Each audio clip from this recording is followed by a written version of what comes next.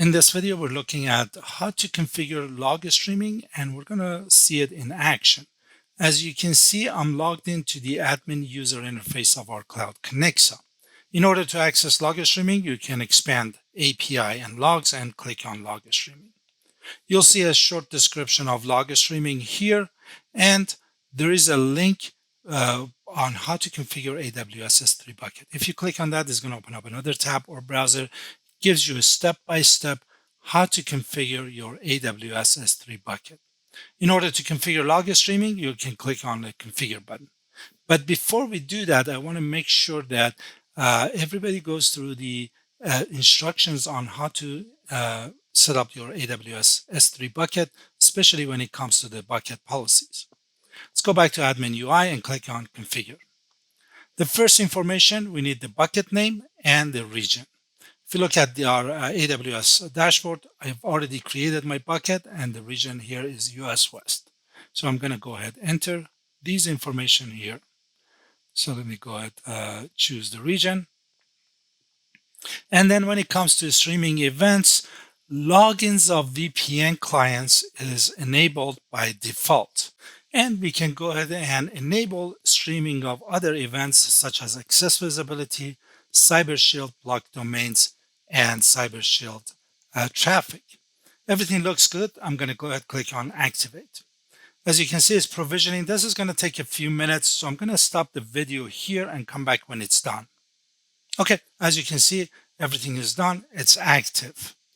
Now, we just enabled this feature so we don't have any events transferred to our AWS S3 bucket. We can go ahead and click on send test message to create some sample events to test our feature. Before we move on, I need to make a couple of notes here. One is the email notification, as you can see it on the right side. It is enabled by default. Basically, what it does is going to send you a notification, an email, when the log streaming status is changed, or limit of 80% of the events sent. What that means, with the free subscription, you get 500 events per day. So if it gets to 80% of that, you're going to get a notification. You can upgrade your plan to standard to increase that capacity. Another thing I want to show here is instructions on how to configure third-party software such as Splunk, Datadogs, or other SIEMs.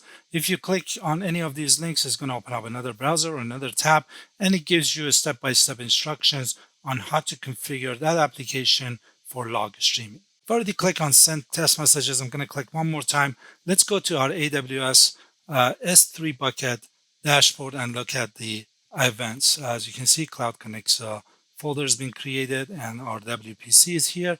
And these are some sample events that is being streamed to our S3 bucket. We can go ahead and download these files. And as you can see, they're compressed files. So when you uncompress them, you can see they're just JSON files.